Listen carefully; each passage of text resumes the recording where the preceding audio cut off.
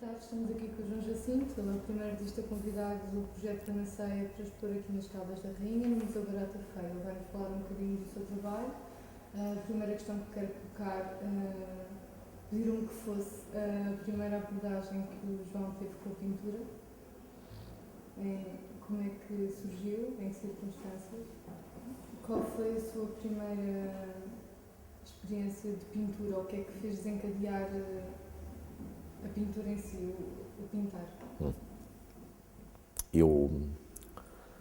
A primeira memória que tenho de ter querido ser pintor, aliás, há pouco ao almoço já o contei, foi para aí em 71, 72, por essa altura, 73 no máximo, portanto eu teria 6, 7 anos, e lembro-me de ter visto na televisão, ou pelo menos eu associo a memória dessa imagem na televisão ao meu desejo ou vontade de fazer pintura. E era a imagem de um pintor que estava a falar na televisão, que eu não imagino quem seja, ou quem tenha sido, talvez já tenha morrido. E lembro-me de ficar fixado, com os olhos fixados naquela coisa que ele tinha na mão, que era uma paleta onde estava a misturar as tintas. Não sei porquê, não sei se isso corresponde à verdade, mas corresponde à memória que eu tenho, de, a partir desse momento, ter passado a querer ser pintor. E nunca quis ser outra coisa. Já sei que diferencia o pintar do ser artista. Será que podia falar um bocadinho sobre isso? Eu nunca, nenhuma... Ora bem, para além daquilo que é vulgar, ou seja, que obviamente todos os pintores desejam ser considerados no meio da arte e no mundo da arte, e portanto isso quer dizer que todos os pintores, na verdade, aspiram a ser artistas. Mas eu nunca me lembro de alguma vez ter pronunciado para mim mesmo o desejo de ser artista, mas sempre quis ser pintor. Ou seja, aquilo que eu não fazia a mínima ideia do que era arte. Também na altura, quando comecei a querer ser pintor, não fazia a mínima ideia do que era pintura. Para além desta imagem, de ver ali alguém misturar tintas na paleta. Mas isso deu-me vontade de ser pintor. Agora, ter vontade de ser artista, não sabia o que era. Portanto, até há relativamente pouco tempo, quando comparado com a minha idade, que já é alguma, eu quis muito mais ser pintor, pelo menos quis muito mais, durante muito mais tempo, ser pintor, do que quis ser artista. E, portanto, daí fazer essa diferença. A minha consciência do que é, ou alguma consciência do que é ou do que pode ser a arte e ser-se artista, é muito mais reduzida no tempo do que a consciência do meu desejo de ser pintor. Mas o objeto da paleta que lhe ficou na memória não é um objeto que usa? Eu uso às vezes, não uso muitas. Quer dizer, vamos lá ver uma coisa. As paletas, o que é que são? Senão o local onde se mistura as tintas e onde se faz a cor. É claro, consoante os tempos, quer dizer, o termo paleta, ou aquilo que ela pode querer dizer, não se configura a uma forma. Quer dizer, a Susan Rothenberg, quer dizer, pinta como quem lava os dentes, não é? Põe a tinta nos pelos do pincel. Eu uso as latas. E é aí que misturo, porquê? Porque como uso a tinta em diferentes graus de dissolução, não é? Mais líquida ou menos líquida. E, portanto, uma paleta faz com que aquilo, no tradicional, faria aquilo escorrer tudo. Também não teria a capacidade de produzir a cor em quantidade suficiente para aplicar na quantidade em que eu normalmente a aplico. Portanto, o objeto em si clássico da paleta, não é aquela coisa que serve até para encaixar o dedo, não se prestava àquilo que eu faço. Agora, tenho paletas a mesma, que são as latas, ou até os outros sítios onde possa misturar as cores, não é? Havia aquela receita de que, finda a sessão de pintura, deve-se lavar a paleta e os pincéis, não é? Até porque a paleta, senão, fica com acumulação de tinta que não permite depois a correta mistura e pode ter interferência, restos de pigmento anterior que se misturam com o novo. Eu nunca me comportei muito dessa maneira. Nunca lavei pincéis, não sei o que seja, também não uso pincéis que necessitem de mim, desses cuidados. Mas as paletas, aquilo que eu faço é, as latas ficam sempre com resíduos da tinta utilizada que se vão acumulando nas suas paredes, não é? E ao fim de algum tempo a acumulação é tal, a acumulação de acumulações é tal que, de facto, o buraco que corresponde ao interior da lata fica reduzido no seu diâmetro. E eu uso, regra geral, as latas só enquanto elas permitem a entrada de um pincel, quando, de facto, o seu diâmetro fica tão reduzido por acumulação, em que o pincel, que no meu caso é uma trincha, não cabe, a paleta é abandonada e muda-se para outra. Mas as próprias misturas, as cores, são todas sujas umas nas outras, porque é tudo feito praticamente na mesma lata, ou às vezes uma ou duas latas, mas tudo aquilo se mistura um pouco, portanto há sempre um rasto da pincelada anterior na pincelada que se faz a seguir, ou da cor anterior na cor que se põe a seguir e por aí adiante, portanto é um contínuo de tinta a fluir por ali. E guarda as latas e as trinchas?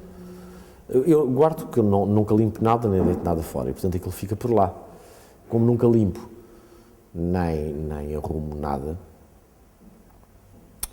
e como uso muita coisa, muita tinta, muita não sei o quê, aquilo faz muito desperdício, portanto, de regra geral, os ateliês começam a ficar muito, o chão todo sujo, acumulações de restos, desde as bisnagas das tintas, as latas das tintas, os restos das telas não utilizadas, os trabalhos recusados, o lixo, que são os sacos de plástico onde se transportam essas coisas, embalagens e por aí adiante, começa a ficar depositado pelo chão ou junto às paredes e, portanto, às vezes, ao fim de uns bons anos, o espaço disponível para se trabalhar fica diminuído, fica reduzido.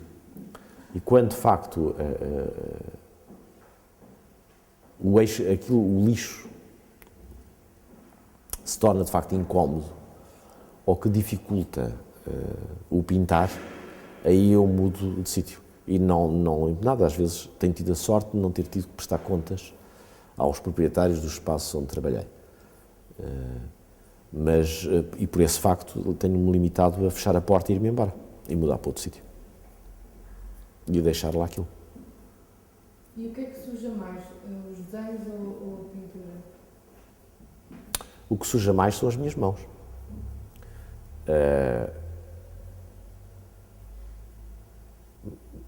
Entre desenho e pintura, o que é que suja mais? Não sei, sujam de maneira diferente. Regra geral, a sujidade do desenho é uma sujidade mais seca. A sujidade da pintura é uma sujidade mais úmida e viscosa. Essa talvez seja a diferença maior. Porque como nos desenhos ou nos trabalhos sobre papel, trabalho essencialmente com carvão e com cinza, portanto aquilo que suja é uma poeira, portanto uma coisa mais seca. Na pintura é o pigmento misturado com o óleo de linho, portanto é uma coisa mais úmida e viscosa, portanto essa talvez seja a maior diferença entre a sujidade de uma e de outra. Depois há a questão da cor, não é? Tendencialmente o desenho é mais destituído de cor e a pintura, a cor tem um lugar de maior exuberância, portanto há também uma sujidade mais colorida na pintura e uma sujidade menos colorida no desenho. Portanto, tentando resumir, dizia que a sujidade do desenho é seca e com pouca cor e a sujidade da pintura é colorida e úmida e viscosa. O que se calhar quer dizer muito sobre o que é a pintura e o que é o desenho. Não é? Às vezes as coisas percebem-se muito melhor pelos seus desperdícios. Não é? E sei também que o João falou há pouco na conferência, que a mudança que teve aqueles ateliês separados e que isso condicionou tanto o desenho como a pintura, ou se calhar mais o desenho. Quer dizer, eu acho que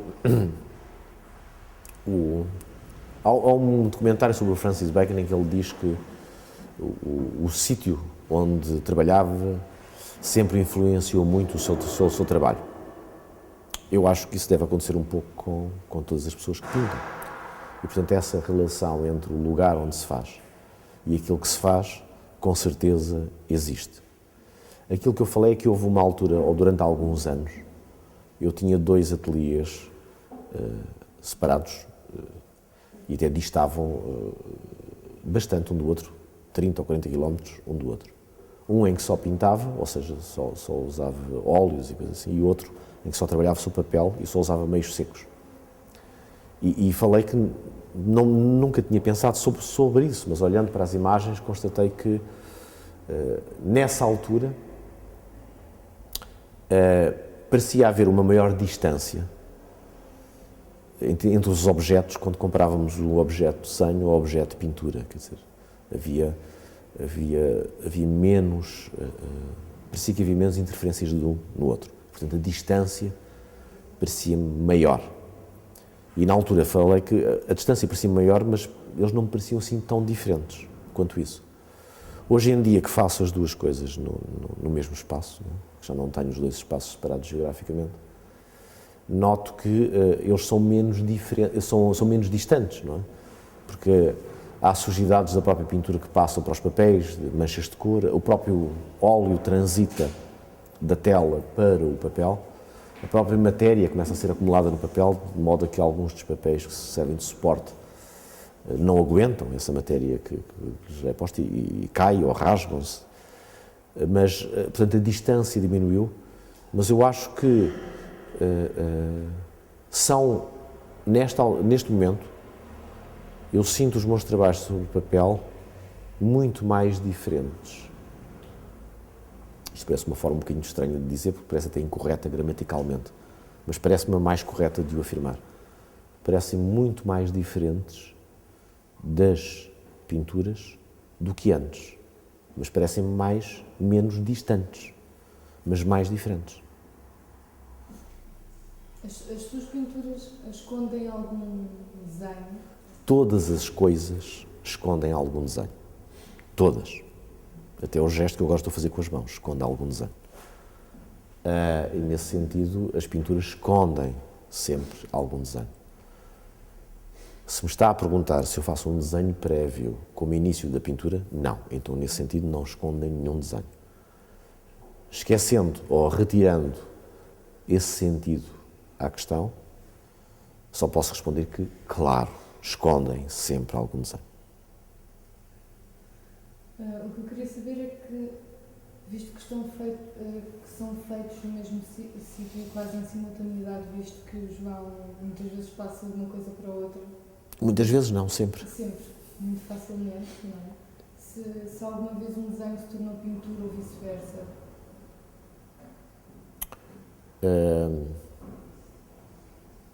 Ora bem, nós sabemos que desde há uns bons tempos atrás, há mais de um século, provavelmente, que as delimitações das linguagens têm sofrido muitas alterações e, portanto, a fronteira entre o que é pintura ou o que é desenho tornou-se um terreno muito pantanoso, muito escorregadio. E é claro, como eu sou herdeiro de tudo isso, não é? As fronteiras entre o desenho e a pintura tendem a esbater-se. E, nesse sentido, acho que, provavelmente, haverá com certeza pinturas minhas que poderão a alguns olhares parecer desenhos ou ser tidas como desenhos e vice-versa, alguns desenhos que, ao olhar de algumas outras pessoas, podem ser tidos como pinturas. Agora, se eu alguma vez fiz uma pintura, eu a fazer a pintura, que subitamente se transformasse em desenho, não. E se alguma vez estava a fazer algum desenho e que subitamente, ou por razões várias, se transformou em pintura, também não. Mas tem muitos trabalhos que têm influência de cores, vermelhos... Sim, não, e tenho... Eu ponho óleo sobre papel, não é? E ponho cor sobre papel, portanto, mas eu acho que... ora bem, eu não acho que um desenho seja uma coisa sobre papel, feita com riscos ou manchas, sem cor. Não acho que isso seja suficiente para definir o que é um desenho. Eu acho que há qualquer coisa mais funda e um pouco indefinível que leva a que alguém se dirija a algo a que se chama pintura e que alguém se dirija a algo a que se chama desenho. E é nesse sentido que eu digo que nunca houve nenhum desenho que passasse a ser pintura. Ou seja, ele pode utilizar muitas coisas ou pode aproximar-se perigosamente de coisas que poderão ser tidas ou lidas ou entendidas como pinturas. Aplicar um amarelo ou um vermelho sobre uma superfície não é necessariamente estar a fazer pintura. Pode-se pôr isso porque se está a fazer desenho. E é nesse sentido que eu digo que mesmo quando a cor e a matéria invadem os papéis, isso não quer dizer necessariamente que aquilo esteja a transformar de desenho em pintura. É para o João então possível expor em simultaneidade desenhos e pintura? Não, não. Para já, a maioria das coisas que eu exponho não depende de mim. Portanto, eu não tenho nada a ditar sobre, ou de me pronunciar sobre a possibilidade ou a não possibilidade das coisas.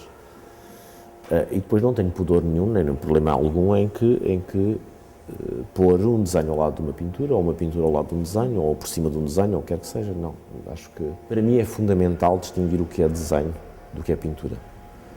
Há desde o início um ímpeto de natureza diferente, que não se traduz necessariamente numa diferença com a mesma proporção em termos ao nível dos resultados. Mas aquilo que lhes está antes e aquilo que dita até esse final, ou que dita esse final, tem natureza diferente. Eu não sou capaz de fazer um desenho abstrato. Não sei o que é um desenho abstrato. Do mesmo modo que me é muito difícil. Aí já não digo do mesmo modo que digo em relação à abstração no desenho. Mas é muito difícil fazer uma pintura figurativa. Existe uma expressão, não sei de quem escreveu acerca do seu trabalho, que os João Jacinto pinta no chão e desenha na parede. Isso foi um ex-aluno meu, Daniel Melim. Sim. Não tinha certeza. E em que eu acho que o que eu acho interessante é quando faz o contrário, porque eu reparei que quando os desenhos estão inacabados, eles vêm para o chão. Sim. E quando as pinturas estão acabadas, elas voltam para a parede, exatamente. O circuito é o contrário daquilo que é o... Sim. Não, isso é porque, regra geral, desenha-se na horizontal, pinta-se na vertical. Eu faço o contrário. Desenho na vertical e pinto na horizontal. E, regra geral, de facto, essa oposição em relação aos trânsitos normais das coisas, não é, ocorre. Mas não é por nada de especial, é por questões de relação com as coisas. Eu pinto na horizontal porque, como uso a tinta em diferentes graus de diluição, como eu já disse, e, portanto, se pintar na vertical, quer dizer, quando se quer, quando a tinta tem, quando há muita quantidade de tinta, mas o seu grau de diluição é muito grande, se não for aplicado na horizontal como uma poça de lama ou de água que cai no chão, se for aplicado na vertical, aquilo escorre, portanto não se sustém. Aquele pintor norte-americano, Robert Morris, não é? Tinha aqueles sistemas sofisticadíssimos com máquinas de costura que criava telas com canais e por aí dentro, para onde circulava a tinta até que solidificasse. Há muitas formas de manipular o suporte e de lhe conferir uma topografia que não é aquela planura da superfície. A parte dos seus trabalhos é que com o peso ela faz mesmo o circuito que ela escorre para o centro. Pois eu gosto de pensar naquela coisa que é, apesar de tudo, fazer coisas e elas existirem. Ou seja, o próprio fazer das coisas põe-as em risco. O bom senso aconselhar-me-ia, visto que uso tanta tinta, usar suportes mais duros. Usar a placa de madeira como suporte em vez de usar a tela frágil, não é?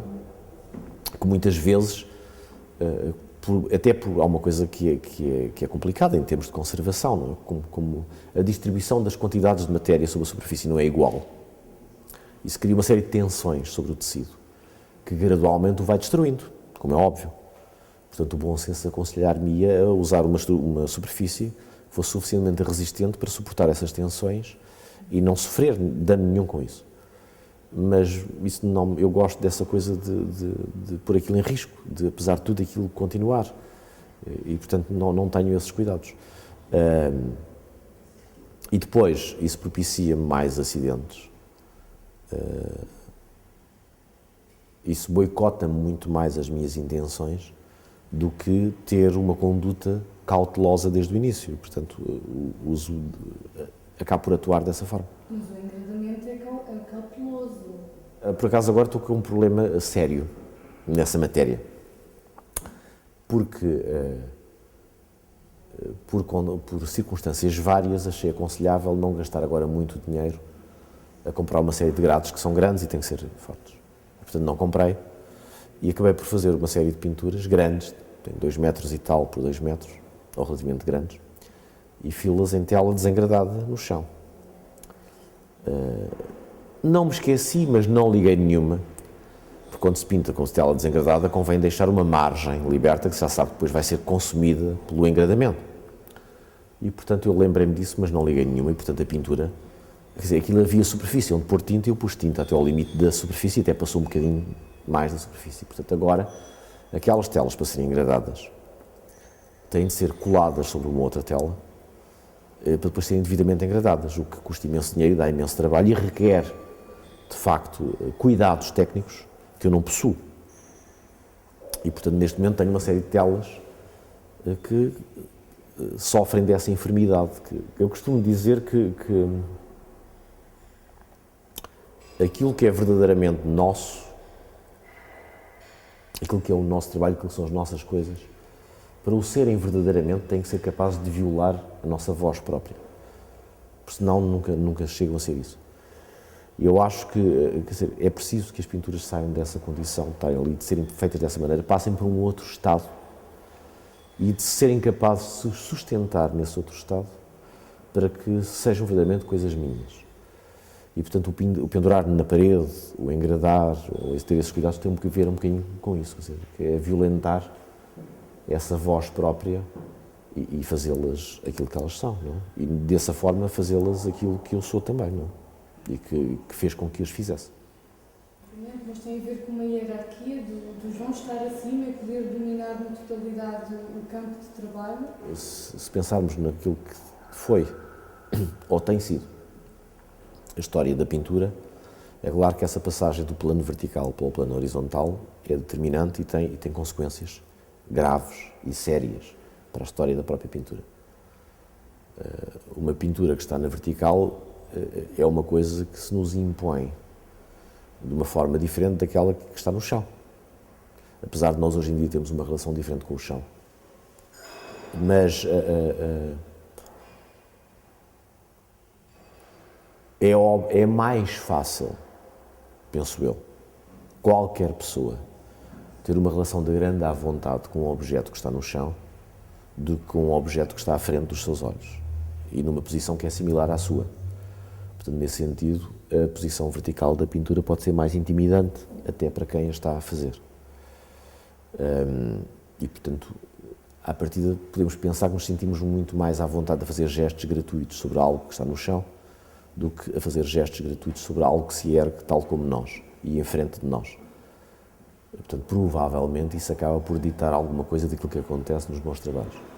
Agora, que eu tenha um programa em que procuro explorar essa relação de posição quase de ângulo ortogonal entre o trabalho e o seu autor, não tenho nenhum programa desses. Como é que é parar quando se está debruçado sobre... quando se está a cair? Como é que se para? Como é que se para? Porque o João para de trabalhar quando deixa de ter luz, não é? Sim. Tem elementos exteriores que condicionam. Mas essa não me obriga a ter decisões. Tal como se alguém me telefonar e dizer que tenho que ir com urgência para outro sítio, saio e essa não é uma decisão minha. Portanto, essa não me custa absolutamente nada. Como é que funciona retomar no dia seguinte ou na hora seguinte? Não, eu não tenho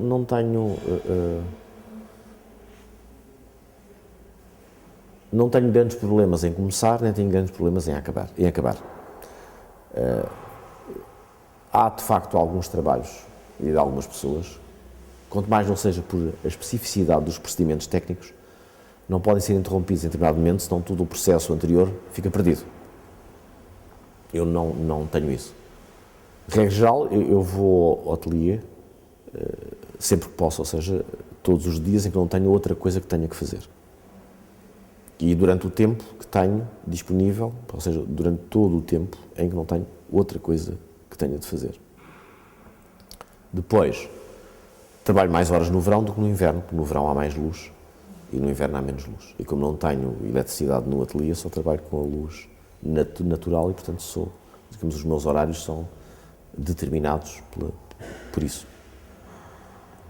Depois, Para além disso, há as outras coisas todas. Às vezes temos outras coisas que nós estamos à espera e de repente somos solicitados para fazer, e, portanto interferem, interrompem o nosso trabalho. E outras vezes somos nós próprios que subitamente a disposição alterou-se e a nossa disponibilidade para estarmos ali a fazer aquilo também se reduziu ou se transformou em nada e, portanto, abandono. Não abandono com boa disposição, como é óbvio, mas abandono. E depois volto e é o retomar das coisas. Eu não tenho,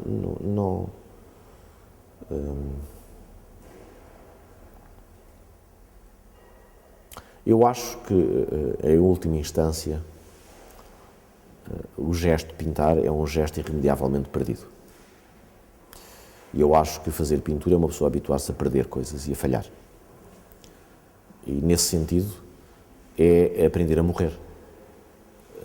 E eu acho que é uma aprendizagem interessante com a qual me sinto tranquilo. Portanto, eu estou preparado todos os dias para que aquilo que era a minha vontade se desfaça antes de eu a executar. E se não se desfez antes de eu a executar, estou à espera que ela se desfaça enquanto eu estou a executar. E se ela não se desfizer enquanto eu estou a executar, estou à espera que não conduza a lado nenhum quando eu acabei de executar, que seja um falhanço. E, portanto, quando se está habituado a isso, lida-se com relativa tranquilidade com tudo aquilo que tem que se fazer. E, portanto, é isso que acontece. E como também eu acho que aquilo que pode haver de interessante no que faço e também aquilo que me faz ter de fazer aquilo é qualquer coisa que me ultrapassa, que me excede. E aquilo que me excede é aquilo que eu não sei o que é e aquilo sobre o qual eu não me posso pronunciar. E aquilo que a ter algum valor é um valor que eu desconheço.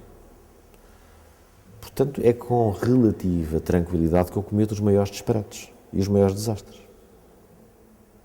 Portanto, não tenho grande problema em acabar, nem tenho grande problema em começar. E João tem sorte que as suas pinturas esperam por si, não é? Elas esperam para morrer. Mas todas as pinturas esperam pelos autores. E o óleo, então, nessa matéria, é uma técnica profundamente generosa em relação a isso. Eu não acho que aquela peça do Luigi Pirandello, não é? Que é um marco do teatro do século XX, não é? Os 6 personagens em busca de um autor. Não é?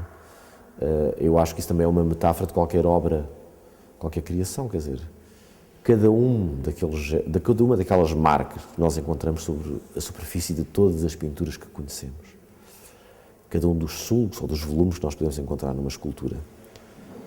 Nós não sabemos quantos séculos ou quantos milénios é que tiveram à espera de uma mão que os fizesse. Portanto, houve uma extrema generosidade em relação àquilo a que se chama e que nós enaltecemos, que é o autor. Então, neste caso, é um material que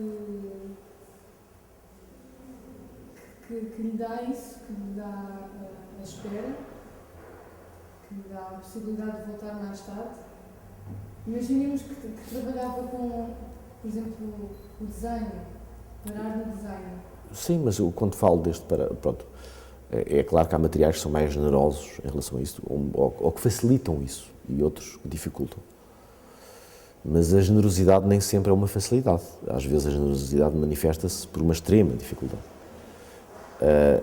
Eu não tenho pudor algum em correr o risco de estragar e de perder aquilo. Eu acho que é uma confiança profundamente estúpida. Eu uso o termo estúpido porque não é no sentido pejorativo, é porque a estupidez é um bocadinho aquela coisa para a qual nós não temos palavras, a não ser a própria expressão, estupidez. As outras coisas todas que não são estupidez, nós conseguimos nomeá-las de alguma forma, mais ou menos elevada, conseguimos nomeá-las. Na estupidez cabe tudo aquilo a partir do qual, ou no sentido pejorativo, para baixo do qual, não conseguimos nomear. E, portanto, eu cometo essa estupidez de acreditar e de lidar com as coisas, tanto convicto de que se aquilo tiver que, acaba por ser. E, portanto, se eu correr o risco de estragar uma coisa hoje, de não a fazer convenientemente, paciência, ela há de vir a ser feita. Não é uma coisa que eu faça, quer dizer, não consigo fazer isso com a tranquilidade com que estou a dizer agora, como é óbvio. Mas no fundo é isso que acontece, quer dizer, há de ter algum resultado. Não tem a ver de alguma forma com o prazer de trabalhar, de querer prolongar o prazer de trabalhar, de poder estender esse, poder voltar no dia seguinte e continuar a trabalhar, haver sempre alguma coisa que tem uma continuidade, isso fazer o João voltar e saber que volta para alguma coisa. Não, eu não tenho prazer a trabalhar. Tenho prazer em muitas coisas. E acho, e sou uma pessoa que para além de muito preguiçoso, tenho prazer nas coisas e necessito de ter prazer nas coisas. Mas não posso dizer que tenho prazer em trabalhar. Trabalhar neste sentido, por exemplo, tenho prazer em dar aulas. Isso consigo dizer, tenho prazer em dar aulas. Agora, em pintar ou em desenhar, não posso dizer que tenho prazer. Porque isso é uma coisa que eu sei nomear e que sei, inclusivamente, sentir. Ou seja, eu consigo encaixar em mim, absorver em mim aquilo que sinto quando estou a fazer. E, portanto, consigo pronunciar no sentido do prazer ou da ausência dele quando estou a viver isso mesmo ou a fazer isso mesmo. Em relação a pintar ou a desenhar, eu não sei encaixar nisso. Portanto, não posso dizer que tenho prazer. Ou melhor, o prazer ou falta de prazer é qualquer coisa que não tem cabimento para mim pensar ou pronunciar-me sobre em relação ao trabalho ou quando estou a trabalhar. Então, vai continuar a fazer enquanto não conseguir nomear o que sente ao fazê-lo. Não sei se essa será a razão. Quer dizer, se eu me perguntar a mim mesmo, porquê é que tu fazes essas coisas? Sei lá porque é que faço essas coisas. Tenho de fazer. E às tantas, eu gosto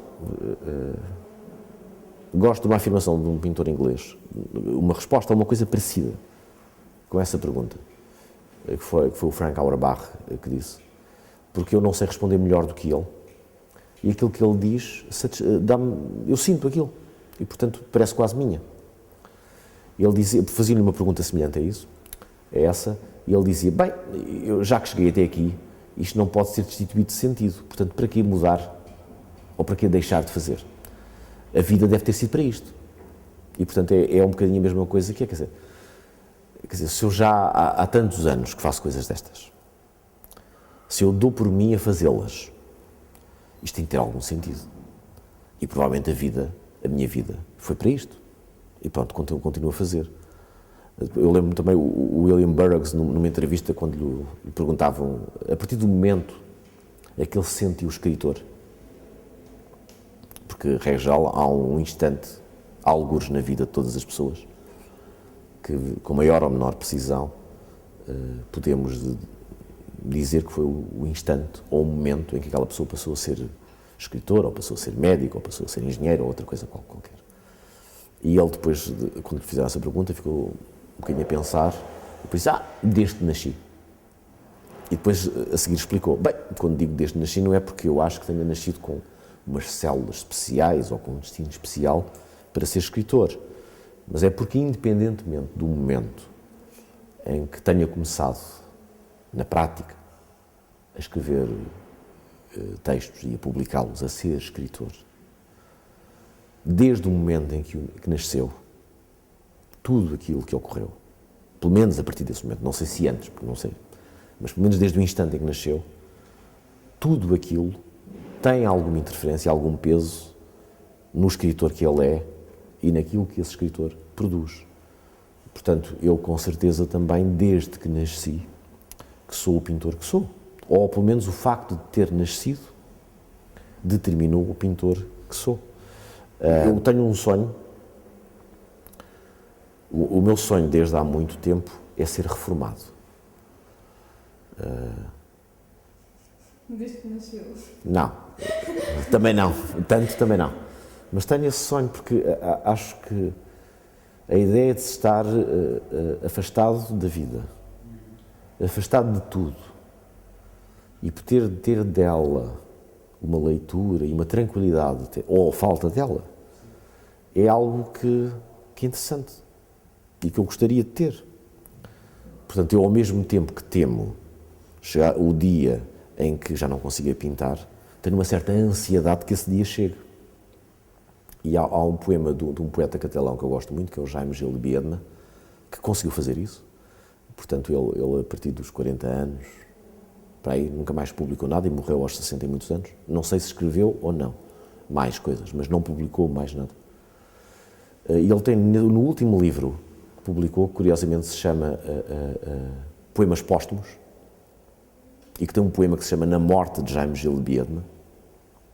Ele tem um pequenino poema em que diz que, eu as palavras exatas não sei, mas há um verso em que diz não pagar contas, não ler nada, viver sobre a ruína da minha inteligência. É um bocadinho aquilo que o Duchamp também dizia, não é? Ter uma vida de café, não é? E respirar ser mais importante do que criar.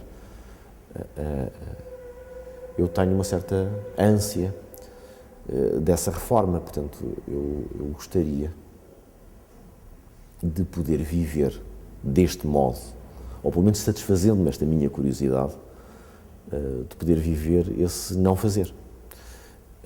Mas não sei se vai acontecer. Ao mesmo tempo, tenho um certo receio desse instante a partir do qual não se volta a fazer. Nunca mais se faz. Porque não sei o que é que isso quer dizer, na verdade. Eu fiz esta pergunta porque há um cineasta que eu gosto muito, que não tem assim uns filmes, que é o Béla Tarde, e que ele diz, o ano passado ele lançou o que ele disse que seria o último filme. Uhum. Porque ele diz que já não há mais nada que ele possa filmar, que ele já não tenha filmado, já não existe mais nada para filmar, já não existe mais nada para ele dar ao mundo que já não tenha dado. E foi nesse sentido que eu fiz esta pergunta.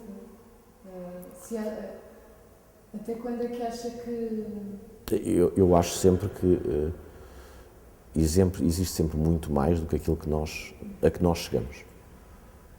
Eu não acho que alguma vez possa... eu jamais conseguiria afirmar isso. Ou seja, jamais... Eu não acreditava na imaginação. Sim, eu acredito na imaginação. Eu não tenho a imaginação nenhuma, que é uma coisa diferente. Eu jamais,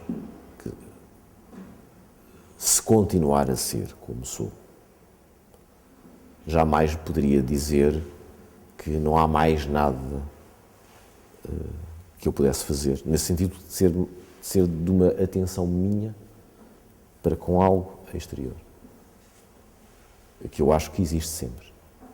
Eu acho sempre que as coisas são sempre maiores do que nós. Eu acho sempre, por exemplo, eu acho que isso é um síndrome de qualquer pintor, é que não há nada, absolutamente nada que eu possa fazer que se possa comparar à arte dos outros, àquilo que os outros fazem, àquilo que os outros fizeram. E àquilo, a satisfação e o modo, aquilo que eu posso viver nas coisas feitas pelos outros. Não há nada que eu alguma vez possa fazer que se compare a isso. Mas, simultaneamente, aquilo que os outros fazem não me basta. Portanto, eu também tenho que fazer coisas. Portanto, jamais podia dizer isso porque há sempre coisas dos outros, ou coisas de fora, que são mais do que aquilo que eu... São mais nesse sentido. Não quer dizer que me bastem, mas são mais do que aquilo que eu poderia fazer, ou posso fazer. Agora, quer dizer, uma pessoa pode deixar de ter vontade. Eu acho que é assim, eu acho, isto pode parecer um bocadinho velho, mas não há problema nenhum nisso. Eu acho que a questão de este ímpeto de fazer coisas é algo pelo qual podemos ser abandonados. E ao longo da história da humanidade temos muitos exemplos disso mesmo, que nos provam isso, quer dizer, não sabemos como, nem porquê, porque Rimbaud acabou a sua obra aos 17 ou 18 anos, não é? Nunca mais, e muitos outros. Eu sei que a qualquer instante posso ser abandonado. E, portanto, não sei porquê, nem por que razão, nem como, mas sei que isso pode acontecer. Mas enquanto não for abandonado, provavelmente continuarei a fazer coisas. O João diz que existe a pintura, depois existe o design, e por aí para baixo começa a haver um descalabro em relação a todas as outras... Não, isso é porque... Vai acabarmos assim com uma coisa... Eu só, porque, quer dizer, aquilo que eu tenho que, não é aquilo que eu quero, mas aquilo que eu tenho que é fazer desenhos e pinturas. Portanto, só isso me interessa, não existe nada mais interessante do que isso. Não venham cá dizer que a arquitetura é mais importante do que isso, que a escultura é mais importante do que isso, que outra coisa é mais importante do que isso. Não há nada mais importante do que isso. Não quer dizer que eu negue as outras coisas, não tem nada a ver, eu nem sequer me pronuncio sobre as outras coisas. Mas não há uma reação, quando falo em desenho e pintura, não tenho uma relação de hierarquia entre uma e outra. Eu não sou, acho que não sou, provavelmente, um desenhador, no sentido mais clássico, sem estar a dar um sentido cronológico ao termo clássico, sem estar a inscrever num tempo preciso. Mas, no sentido clássico do termo, não sou um desenhador, nunca fui, quer dizer, não sou alguém que tenha da linguagem do desenho um domínio muito grande, nem que seja nessa linguagem que verdadeiramente me encontre e me reconheça. Não. Mas às vezes dá-me para isso. Dá-me para fazer coisas sobre papel e dá-me para fazer coisas que têm aquilo que a linguagem que é mais visível e até mais evidente é aquela que associamos ao desenho. Mas não faço nenhuma, quer dizer, não gosto nada daquela hierarquia clássica de primeiro a arquitetura, depois a escultura, depois a pintura e o desenho subjacente a tudo isso. Acho isso um disparate. Quer dizer, eu percebo, em termos de contextos precisos, as coisas têm sentido. Agora, os contextos precisos são exatamente isso, contextos precisos. Fora dos contextos precisos, as coisas não têm que ter essa leitura, nem têm que ter esse estatuto. Portanto, não tenho essa relação respeitosa, não é, com cada uma das disciplinas. Mas, de facto, não tenho interesse nenhum em escultura, nem tenho interesse nenhum em arquitetura, também não tenho interesse nenhum na maioria das coisas, porque não sinto a necessidade delas e porque não tenho que. Em relação a pôr tinta e cores, e em relação a fazer riscos, tenho. E, portanto, essas afiguram-se como as coisas mais importantes do mundo. Mas eu suponho que o João não escreve, o João lê, o João não faz filmes. Infelizmente, de vez em quando tenho que escrever. Agora tive que escrever uma tese de doutoramento. Antes tive que escrever uma tese de mestrado. Quer dizer que existem outras áreas, chamemos o que quiser, em que nós vamos beber e... Sim, está bem, mas... E o João podia fazer... Não, mas podemos dizer, o facto de eu dizer que a arquitetura não me interessa para nada, digo assim, desta forma, em relação porque estou a falar, porque sou um pintor e estou a falar de pintura, e portanto em relação, não me interessa nada, eu quero lá saber se hoje se faz boa arquitetura ou não, deste modo. Agora, é claro que eu tenho alguma inteligência e alguma sensibilidade que me permite, e alguma informação, que me permite não só reconhecer qualidades num edifício, como usufruir dessas qualidades e tirar partido delas, como é óbvio.